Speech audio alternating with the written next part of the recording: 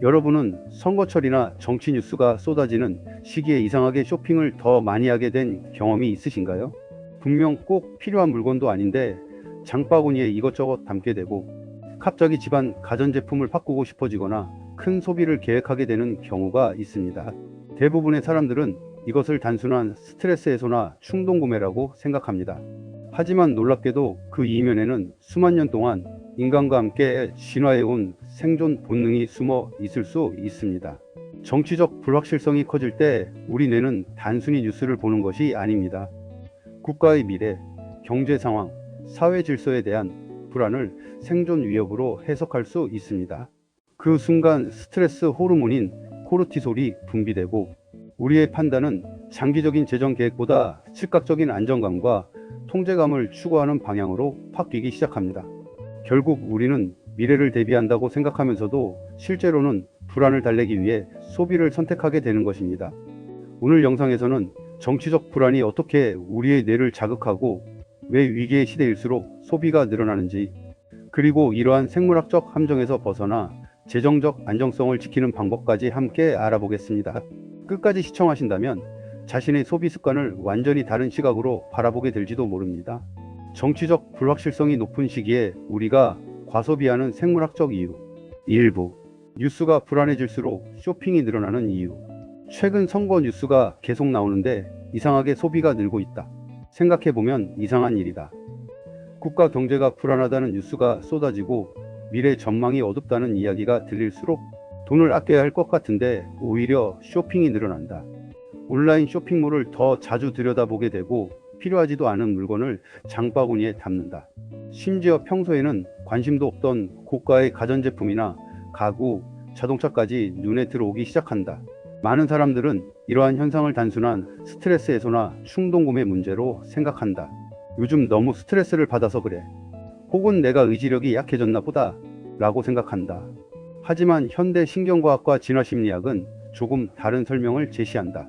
문제는 의지력이 아니다. 문제는 우리 몸속에 아직도 살아있는 매우 오래된 생존 프로그램이다. 인간의 뇌는 현대 사회에 맞춰 설계된 것이 아니다. 스마트폰과 인터넷, 주식시장과 선거제도가 존재하기 훨씬 이전부터 생존을 위해 진화해 왔다. 약 20만 년 동안 인간의 조상들은 끊임없이 환경의 변화와 부족의 위협에 대응하며 살아남아야 했다. 그 시절 가장 중요한 능력은 미래를 예측하는 것이었다. 먹을 것이 충분한가? 겨울을 버틸 수 있을까? 다음 계절에는 가뭄이 올까? 부족의 지도자는 믿을 만한가? 주변 집단이 공격해 오지는 않을까? 이러한 질문에 대한 판단은 단순한 정보 수집이 아니라 생존 자체와 연결되어 있었다. 잘못된 판단은 곧 굶주림과 죽음을 의미했다. 그래서 인간의 뇌는 환경 속 위험 신호에 매우 민감하게 진화했다. 문제는 현대 사회의 정치적 불확실성이 바로 이 오래된 생존 시스템을 자극한다는 점이다. 선거, 정권 교체, 경제 정책 변화, 국제 분쟁, 무역 갈등, 물가 상승, 경기 침체 우려와 같은 뉴스는 단순한 정보가 아니다. 우리의 뇌는 이를 무의식적으로 미래가 불안정해질 수 있다는 신호로 해석한다. 이 과정에서 중요한 역할을 하는 것이 바로 편도체다. 편도체는 뇌 속에 존재하는 위협 탐지 센터다. 위험한 상황이 발생했을 때 가장 먼저 반응하는 영역이다. 먼 옛날에는 맹수의 울음소리나 척대 부족의 척근을 감지하는 역할을 했다. 그런데 현대 사회에서는 정치적 혼란이나 경제적 불안도 비슷한 방식으로 처리한다. 뉴스에서 연일 위기라는 단어가 등장하고 경제 전망이 불확실하다는 보도가 반복되면 편도체는 점점 경계 상태에 들어간다. 특히 정치적 양극화가 심한 시기에는 더욱 강한 반응이 나타날 수 있다. 서로 다른 의견이 극단적으로 충돌하고 사회 전체가 불안정해 보일수록 뇌는 환경의 예측 가능성이 낮아졌다고 판단한다. 인간은 본능적으로 예측 가능한 환경을 선호한다. 내일이 오늘과 비슷할 것이라는 믿음이 있을 때 안정감을 느낀다. 반대로 미래를 예측할 수 없을 때는 심리적 스트레스가 증가한다. 이때 우리 몸에서는 스트레스 호르몬인 코르티솔이 분비된다. 코르티솔은 흔히 부정적으로 알려져 있지만 사실은 생존을 위한 매우 중요한 물질이다. 위협 상황이 발생했을 때 에너지를 동원하고 신체를 긴장 상태로 만들어 위험에 대응하도록 돕는다. 문제는 이러한 상태가 짧게 끝나지 않고 장기간 지속될 때 발생한다. 정치 뉴스, 경제 뉴스, SNS 정보가 하루 종일 이어지는 현대 사회에서는 코르티솔이 지속적으로 높아질 수 있다. 그 결과 뇌는 장기적인 계획보다 단기적인 생존을 우선하기 시작한다. 10년 후의 은퇴 준비보다 지금 당장의 안정감이 중요해진다. 장기 투자보다 즉각적인 만족감이 더 매력적으로 보인다. 이것이 바로 불확실한 시기에 소비가 증가하는 이유 중 하나다. 뇌는 자원을 확보하려고 한다. 원시 시대에는 식량을 저장했다. 사냥한 고기를 말려 보관하고 곡물을 모아두고 겨울을 대비해 자원을 축적했다. 하지만 현대 사회에서 자원의 형태는 달라졌다. 식량 대신 생활용품을 사고 도구 대신 전자제품을 구입하고 생존 물자 대신 소비재를 확보한다. 뇌 입장에서 보면 본질은 동일하다. 혹시 부족해질지 모르니 지금 확보해 두자. 이러한 무의식적 신호가 작동하는 것이다. 그래서 사람들은 불안할수록 온라인 쇼핑몰을 더 자주 방문하고 할인 행사를 놓치기 싫어하며 평소보다 더 많은 물건을 구매하게 된다. 흥미로운 사실은 실제로 부족 현상이 발생하지 않아도 이런 행동이 나타난다는 점이다. 중요한 것은 현실이 아니라 뇌가 현실을 어떻게 해석하느냐다. 뇌가 위협을 감지하면 행동은 이미 시작된다. 결국 정치적 혼란이 커질수록 소비가 증가하는 역설적인 현상이 나타난다. 사람들은 물건을 사는 것이 아니다. 사실은 불확실한 미래 속에서 안정감을 사고 있는 것이다. 새로운 가전제품, 최신 스마트폰, 비상식량, 생활용품, 심지어 필요 이상의 소비까지도 모두 같은 목적을 향한다. 나는 안전하다. 나는 준비되어 있다. 나는 통제하고 있다. 이러한 감정을 얻기 위해 우리는 지갑을 열고 있는 것이다. 하지만 진짜 문제는 여기서부터 시작된다. 그 안정감은 생각보다 오래가지 않는다. 그리고 바로 그 지점에서 또 다른 소비의 악순환이 시작된다. 2부, 도파민이 만드는 리테일 테라피의 함정. 1부에서 살펴본 것처럼 정치적 불확실성과 경제적 불안은 우리 뇌의 경보 시스템을 작동시킨다. 편도체가 위협을 감지하고 코르티솔이 분비되면서 우리는 무의식적으로 생존 모드에 들어간다. 그런데 인간의 뇌는 단순히 불안에만 머물러 있지 않는다. 뇌는 본능적으로 불편한 상태를 싫어한다. 불안, 긴장, 스트레스가 높아지면 가능한 한 빨리 균형을 회복하려고 시도한다. 바로 이 과정에서 등장하는 물질이 도파민이다. 많은 사람들은 도파민을 행복 호르몬이라고 생각한다. 하지만 신경과학적으로 보면 도파민은 행복 그 자체라기보다 보상을 기대하게 만드는 신호에 가깝다. 쉽게 말해 뇌가 좋은 일이 곧 일어날 것 같다고 예상할 때 분비되는 물질이다. 복권을 긁기 직전, 좋아하는 사람에게 메시지를 보내고 답장을 기다릴 때, 주식 계좌를 열어 수익률을 확인할 때, 그리고 온라인 쇼핑몰에서 결제 버튼을 누를 때 모두 도파민이 활발하게 작동하는 순간들이다. 흥미로운 사실은 사람들이 생각하는 것과 달리 도파민은 물건을 받은 순간보다 구매를 결정하는 순간에 더 많이 분비되는 경우가 많다는 것이다. 왜 그럴까? 그 이유는 기대감 때문이다. 새로운 스마트폰을 주문했을 때를 떠올려 보자. 결제를 마친 직후 우리는 이미 만족감을 느낀다. 택배가 도착하지 않았는데도 기분이 좋아진다. 아직 물건은 손에 없지만 뇌는 이미 보상을 예상하고 있기 때문이다. 이러한 기대감이 바로 도파민의 힘이다. 특히 정치 뉴스나 경제 뉴스로 인해 불안이 높아진 상황에서는 이 효과가 더욱 강력하게 나타난다. 왜냐하면 구매 행위 자체가 통제감의 회복을 의미하기 때문이다. 우리는 국가 정책을 바꿀 수 없다. 환율을 조정할 수도 없다. 금리를 결정할 수도 없다. 국제 정세를 통제하는 것은 더욱 불가능하다. 하지만 스마트폰에서 원하는 물건을 구매하는 것은 가능하다. 지금 당장 행동할 수 있다. 그리고 결과도 즉시 나타난다. 결제 완료, 주문 접수, 배송 시작. 이 일련의 과정은 뇌에게 매우 중요한 메시지를 전달한다. 아직 내가 통제할 수 있는 것이 있다. 불확실한 세상 속에서 소비는 작은 통제권을 제공한다. 그래서 많은 사람들이 스트레스를 받을수록 쇼핑몰 앱을 열어본다. 실제로 사고 싶은 물건이 있어서가 아니다. 무언가를 결정하고 행동하는 과정 자체가 심리적 위안을 제공하기 때문이다. 이러한 현상을 심리학에서는 흔히 리테일 테라피라고 부른다. 말 그대로 소비를 통해 감정을 치유하려는 행동이다. 실제로 짧은 기간 동안은 효과가 있을 수 있다. 구매 직후에는 기분이 나아진다. 스트레스가 감소한 것처럼 느껴진다. 불안도 잠시 잊게 된다. 문제는 이 효과가 오래 지속되지 않는다는 점이다. 도파민은 매우 강력하지만 동시에 매우 짧은 작용을 한다. 몇 시간 후, 길어야 며칠 후, 뇌는 새로운 상태에 적응하기 시작한다. 기대했던 흥분은 사라진다. 새 물건도 평범해진다. 그리고 원래의 불안감이 다시 모습을 드러낸다. 그 순간 뇌는 또 다른 해결책을 찾는다. 다른 것을 사면 다시 기분이 좋아질 수 있지 않을까? 이렇게 소비와 도파민의 순환 구조가 만들어진다. 불안하다. 구매한다. 잠시 기분이 좋아진다. 다시 불안해진다. 또 구매한다. 이 과정이 반복되면서 충동 구매 습관이 형성된다. 더 큰 문제는 현대 디지털 환경이 이러한 심리를 매우 효과적으로 활용하고 있다는 사실이다. 과거에는 소비를 하려면 직접 매장을 방문해야 했다. 생각할 시간도 있었다. 하지만 지금은 다르다. 스마트폰만 있으면 몇 초 만에 구매가 가능하다. 더욱이 현대 플랫폼들은 인공지능을 활용해 사용자의 행동을 끊임없이 분석한다. 무엇을 검색했는지, 어떤 뉴스에 관심을 보이는지, 어떤 상품 페이지를 오래 봤는지, 어떤 시간대에 소비를 하는지, 이 모든 데이터가 분석된다. 그 결과 사용자가 가장 구매 가능성이 높은 순간에 광고가 노출된다. 예를 들어 경제 불안 관련 기사를 여러 개 읽었다면 금융상품 광고가 등장할 수 있다. 주택 가격 관련 뉴스를 계속 봤다면 인테리어 광고가 나타날 수 있다. 국제 갈등 뉴스를 본 직후에는 생필품이나 비상용품 광고가 노출될 수도 있다. 물론 광고 시스템이 사람들의 불안을 직접 조종한다고 말할 수는 없다. 하지만 한 가지는 분명하다. 현대 광고는 사람들이 무엇을 원하는지 매우 잘 이해한다. 그리고 불안한 사람은 안정감을 원한다.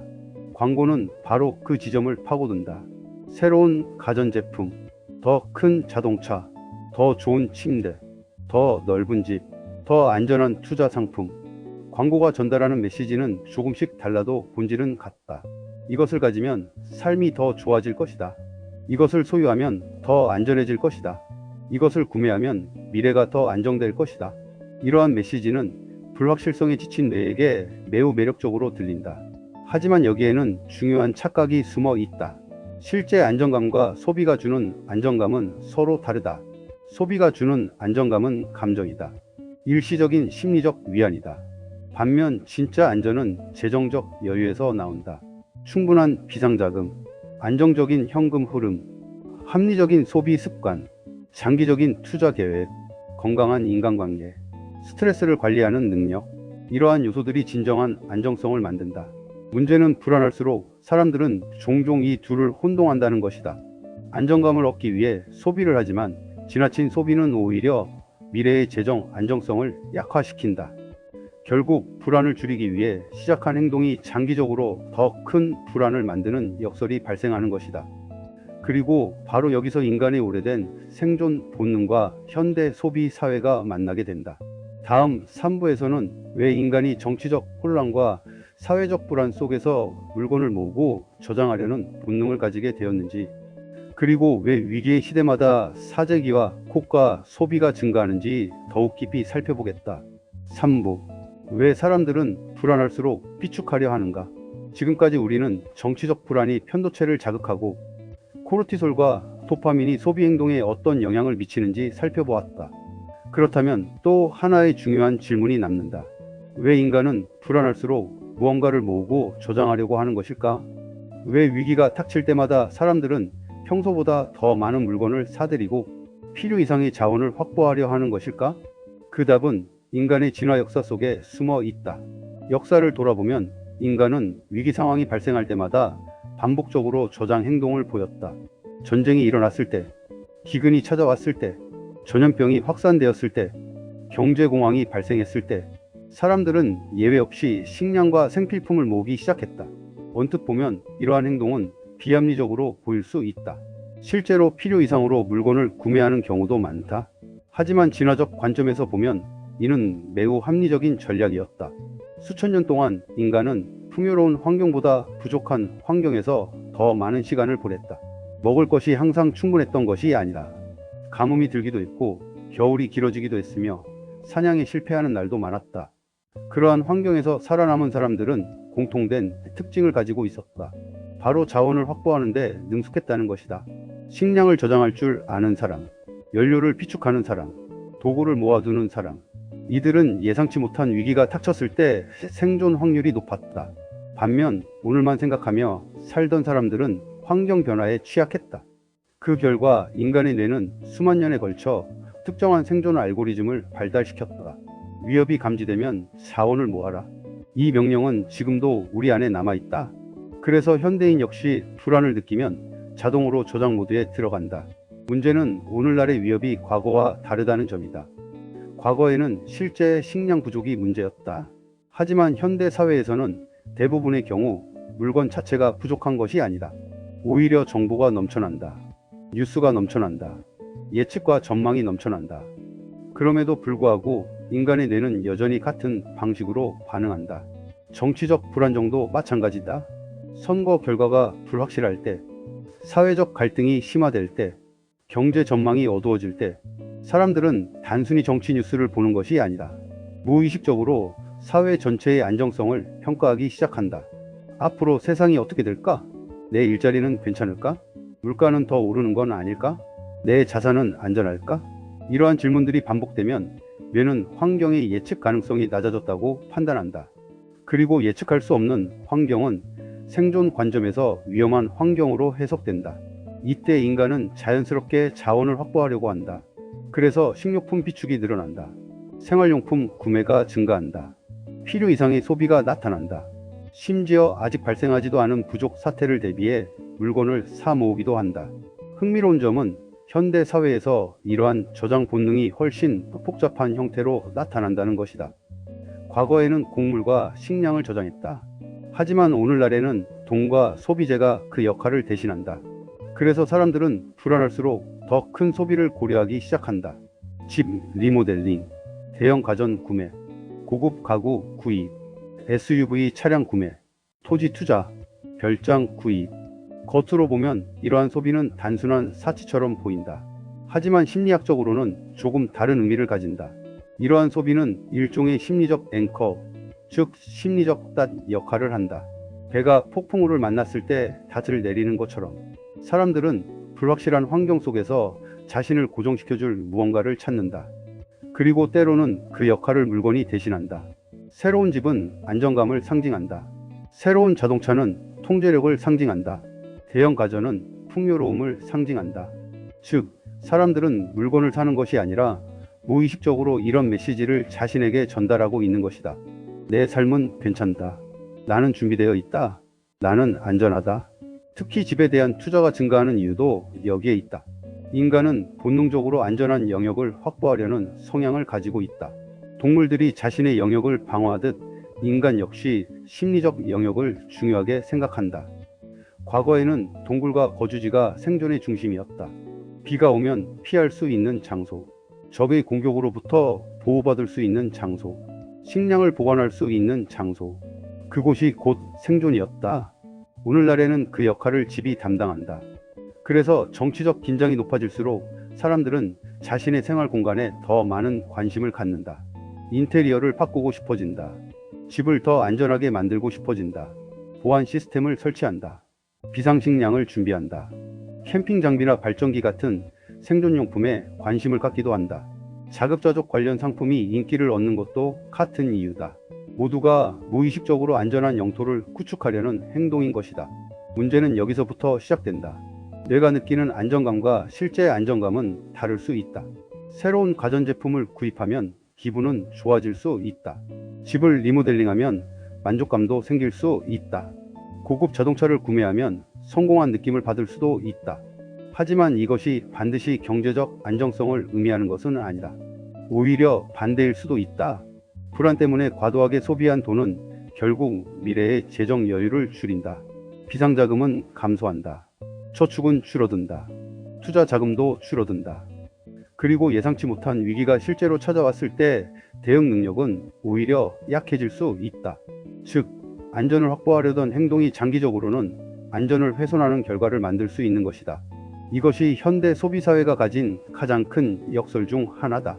우리는 안전을 사려고 한다. 하지만 때때로 그 안전을 사기 위해 지출한 돈이 미래의 진짜 안전망을 무너뜨린다. 결국 인간의 오래된 생존 본능은 현대 사회에서 때때로 우리를 잘못된 방향으로 이끌 수 있다. 그리고 이러한 현상은 끊임없이 쏟아지는 뉴스와 정보 속에서 더욱 강해진다. 다음 4부에서는 정치 뉴스와 24시간 미디어 환경이 어떻게 우리의 판단력을 약화시키고 왜 피곤한 뇌가 충동적인 소비를 선택하게 되는지 자세히 살펴보겠다. 4부 정치 뉴스가 우리의 판단력을 약화시키는 과정. 사람들은 종종 스스로에 대해 이렇게 생각한다. 나는 충분히 합리적으로 판단할 수 있다. 감정에 휘둘리지 않고 정보를 바탕으로 결정한다. 하지만 신경과학은 이 믿음이 생각보다 훨씬 제한적일 수 있다고 말한다. 인간의 합리성은 언제나 일정하게 유지되는 능력이 아니라 뇌의 상태와 에너지 수준에 크게 의존하는 기능이기 때문이다. 그 중심에는 전전두엽이 있다. 전전두엽은 계획을 세우고 장기적인 결과를 예측하며 충동을 억제하고 다양한 선택지를 비교하는 역할을 담당한다. 쉽게 말해 인간이 생각한다라고 느끼는 대부분의 과정이 이 영역에서 이루어진다. 문제는 이 기능이 매우 많은 에너지를 요구한다는 점이다. 그리고 현대 사회는 이 전전두엽을 거의 쉬지 못하게 만든다. 하루 종일 정치 뉴스가 쏟아진다. 경제 상황에 대한 분석이 이어진다. 사회적 갈등과 논쟁이 실시간으로 업데이트된다. SNS에서는 서로 다른 의견이 끊임없이 충돌한다. 이 모든 정보는 단순한 데이터가 아니다. 하나하나가 판단을 요구하는 자극이다. 이 상황에서 뇌는 계속해서 질문을 던져야 한다. 누가 옳은가? 무슨 일이 실제로 벌어지고 있는가? 이 정책은 내 삶에 어떤 영향을 줄 것인가? 지금 사는 것이 맞는가? 기다리는 것이 맞는가? 이 판단 과정은 눈에 보이지 않지만 상당한 인지 자원을 소모한다. 마치 컴퓨터에서 여러 프로그램을 동시에 실행하는 것처럼 뇌의 처리 능력은 점점 분산되고 피로해진다. 이 상태가 지속되면 나타나는 현상이 바로 의사결정 피로다. 의사결정 피로 상태에 들어간 뇌는 더 이상 모든 선택을 깊이 분석하지 않는다. 에너지를 아끼기 위해 가능한 한 단순한 기준으로 결정을 내리려고 한다. 이건 복잡하니까 나중에 생각하자. 일단 빠르게 해결되는 걸 선택하자. 지금 당장 기분이 좋아지는 쪽이 낫다. 이러한 사고방식이 점점 강화된다. 그리고 이때 소비는 매우 강력한 대체 전략으로 등장한다. 왜냐하면 소비는 즉각적인 결과를 제공하기 때문이다. 복잡한 정치 문제를 해결할 필요도 없다. 경제 전망을 예측할 필요도 없다. 사회 구조를 분석할 필요도 없다. 그저 버튼 하나를 누르면 된다. 결제 완료, 주문 접수, 그리고 짧은 시간 안에 만족감이 따라온다. 이 단순함은 피로한 뇌에게 매우 매력적이다. 복잡한 사고 대신 즉각적인 감정 보상을 선택하게 만들기 때문이다. 그래서 정치적으로 혼란한 시기일수록 충동 구매가 증가하는 경향이 나타난다. 여기에 또 하나의 중요한 요소가 있다. 바로 소셜미디어다. 현대의 정보 환경은 단순히 뉴스를 전달하는 것을 넘어서 감정을 증폭시키는 구조로 작동한다. 특히 공포와 불안은 매우 빠르게 확산된다. 누군가 특정 상품을 사재기 했다는 게시글이 올라오면 그것이 사실인지 아닌지와 관계없이 사람들은 반응하기 시작한다. 혹시 나도 사야 하는 것 아닐까? 지금 안 사면 부족해지는 것 아닐까? 이런 생각이 퍼지면서 실제 부족이 발생하지 않았음에도 불구하고 사람들의 행동은 부족이 임박한 것처럼 변한다. 그 결과 집단적 패닉 구매가 발생한다. 특정 시기에는 생필품, 특정 제품, 자산 관련 소비가 동시에 급증하기도 한다. 흥미로운 점은 이러한 행동이 대부분 개인의 의식적인 선택처럼 보이지만 실제로는 신경계의 자동 반응일 가능성이 높다는 것이다. 사람들은 스스로 결정한다고 느낀다. 나는 충분히 생각해서 샀다. 이건 합리적인 소비다. 지금 사는 것이 맞다. 하지만 그 결정 이전에는 이미 감정 시스템이 상당 부분 방향을 정해 놓았을 수 있다. 감정이 먼저 반응하고 이후에 논리가 그 결정을 설명하는 방식이다. 즉, 우리는 생각해서 결정한다고 느끼지만 실제로는 느껴서 결정하고 나중에 생각으로 정당화하는 경우가 많다. 이 구조는 특히 스트레스 상황에서 더욱 강하게 작동한다. 정치 뉴스, 경제 불안, 사회적 갈등이 반복될수록 뇌는 더 빠르고 단순한 결정을 선호하게 된다. 그리고 그 결과 소비는 단순한 경제 활동이 아니라 심리적 안정장치로 기능하게 된다. 결국 중요한 것은 하나다. 우리가 믿는 것처럼 합리적 사고가 항상 우위를 차지하는 것이 아니라는 점이다. 상황이 복잡하고 불안할수록 인간의 뇌는 오히려 더 단순한 선택으로 후퇴한다. 그리고 그 단순함이 때로는 충동적인 소비로 나타난다. 다음 5부에서는 이러한 생물학적 반응을 어떻게 조절하고 불안 속에서도 재정적 판단력을 유지할 수 있는지 구체적인 방법을 살펴보겠다. 5부. 스트레스 회로를 재설정하는 방법. 좋은 소식이 있다. 지금까지 살펴본 이 모든 과정은 고정된 운명이 아니다. 정치적 불확실성이 뇌를 자극하고 코르티솔과 도파민이 소비를 흔들며 의사결정 피로가 충동구매로 이어지는 구조는 이해하는 것만으로도 상당 부분 약화될 수 있다. 즉, 이 시스템은 피할 수 없는 저주가 아니라 관리 가능한 생물학적 반응이다. 첫 번째 방법은 가장 기본적이면서도 강력한 방식이다. 바로 코르티솔을 낮추는 것이다. 스트레스 호르몬이 과도하게 활성화된 상태에서는 어떤 논리적인 생각도 쉽게 감정에 밀린다. 이때 가장 효과적인 개입 중 하나는 운동이다. 특히 20분에서 30분 정도의 유산소 운동은 신체의 스트레스 반응을 빠르게 조절하는 데 도움이 된다. 걷기, 가벼운 달리기, 자전거 타기처럼 단순한 움직임만으로도 코르티솔 수치는 감소하고 전전두엽의 기능은 다시 활성화된다. 이것은 단순한 기분 전환이 아니다. 뇌의 의사결정 회로 자체를 정상 상태로 되돌리는 과정에 가깝다. 두 번째 핵심 요소는 수면이다. 수면은 단순한 휴식이 아니라 감정 시스템을 재정렬하는 과정이다. 수면이 부족하면 편도체는 과민하게 반응하고 전전두엽의 통제 기능은 약화된다. 그 결과 작은 뉴스에도 과도하게 반응하고 작은 불확실성에도 크게 불안해진다. 그리고 이 불안은 다시 충동적인 소비로 이어질 가능성을 높인다.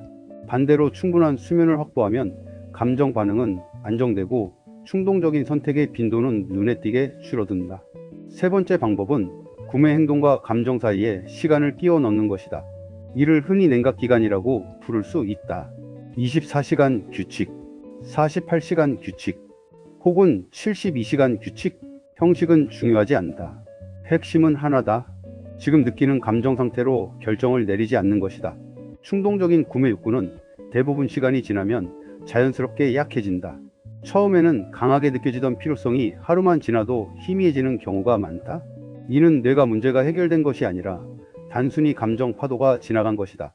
이 시간을 확보하는 것만으로도 많은 불필요한 소비를 줄일 수 있다. 네 번째 방법은 정보 환경을 조절하는 것이다. 현대 사회에서 우리는 과거 어느 시대보다 더 많은 정보를 접한다. 하지만 정보의 양이 많다고 해서 판단력이 좋아지는 것은 아니다. 오히려 반대일 수 있다. 특히 정치 뉴스와 경제 뉴스처럼 불확실성과 감정을 동시에 자극하는 정보는 지속적으로 노출될 경우 스트레스 반응을 누적시킨다. 하루 종일 뉴스를 확인하는 습관은 문제를 해결하기보다 문제를 더 크게 느끼게 만들 수 있다. 정보를 줄이는 것은 현실을 회피하는 것이 아니다. 오히려 판단력을 회복하기 위한 환경 조정이다. 마지막으로 가장 중요한 사실이 있다. 우리는 종종 자신이 매우 이성적인 존재라고 믿는다. 하지만 인간의 뇌는 본질적으로 현대 사회가 아니라 원시 환경에서 형성되었다. 즉, 오늘날의 복잡한 정치 구조, 금융 시스템, 글로벌 경제를 완전히 반영하도록 설계된 것이 아니다. 그래서 불확실성이 증가하면 뇌는 자동적으로 생존 모드로 전환된다. 더 많이 사고 싶어진다. 더 많이 저장하고 싶어진다. 더 많이 확보하고 싶어진다. 이 모든 반응은 이상한 것이 아니라 매우 오래된 생물학적 프로그램이다. 문제는 이 프로그램이 현대 사회에서는 종종 과도하게 작동한다는 점이다. 따라서 중요한 것은 이 반응을 없애는 것이 아니라 그것을 인식하는 것이다. 다음번에 선거 뉴스가 불안하게 느껴지고 경제 전망이 걱정되기 시작하며 이유 없이 온라인 장바구니가 가득 차기 시작한다면 스스로에게 짧게 질문해 볼 필요가 있다. 지금 이 선택은 진짜 필요해서 나온 것인가? 아니면 불안을 줄이기 위한 감정적 반응인가? 이 질문 하나만으로도 충동적 소비의 상당 부분은 멈출 수 있다. 왜냐하면 대부분의 충동은 자동 반응이지만 질문은 그 자동성을 끊어내는 역할을 하기 때문이다. 정치적 혼란과 사회적 불확실성은 언젠가 지나간다. 하지만 그 시기에 형성된 소비 습관과 재정 행동은 훨씬 오래 남는다. 결국 미래의 안정성을 결정하는 것은 불안이 아니라 그 불안에 어떻게 반응하느냐이다. 불안에 즉각 반응해 소비하는 것보다 불안 속에서도 한번 멈추고 생각하는 습관이 훨씬 더 강력한 재정 전략이 된다. 그리고 그것이 이 모든 생물학적 회로를 다루는 가장 현실적인 방법이다. 오늘 우리는 정치적 불확실성과 과소비 사이에 존재하는 뜻밖의 연결고리를 살펴보았습니다. 불안한 시대에 소비가 증가하는 이유는 단순히 의지력이 부족해서가 아닙니다. 우리 뇌는 오래전 생존 환경에 맞춰 설계되어 있기 때문에 불확실성을 위협으로 인식하면 자원을 확보하려는 본능적인 반응을 보일 수 있습니다. 하지만 현대 사회에서 진정한 안전은 물건의 양이 아니라 건강한 재정 습관과 냉정한 판단력에서 나옵니다. 다음번에 정치 뉴스나 경제 위기로 인해 불안감이 커지고 갑자기 무언가를 사고 싶어진다면 잠시 스스로에게 질문해 보세요. 지금 이 구매는 정말 필요한 것일까? 아니면 불안을 달래기 위한 감정적 반응일까? 그 짧은 질문 하나가 미래의 재정을 지키는 중요한 출발점이 될 수 있습니다. 세상은 언제나 불확실합니다.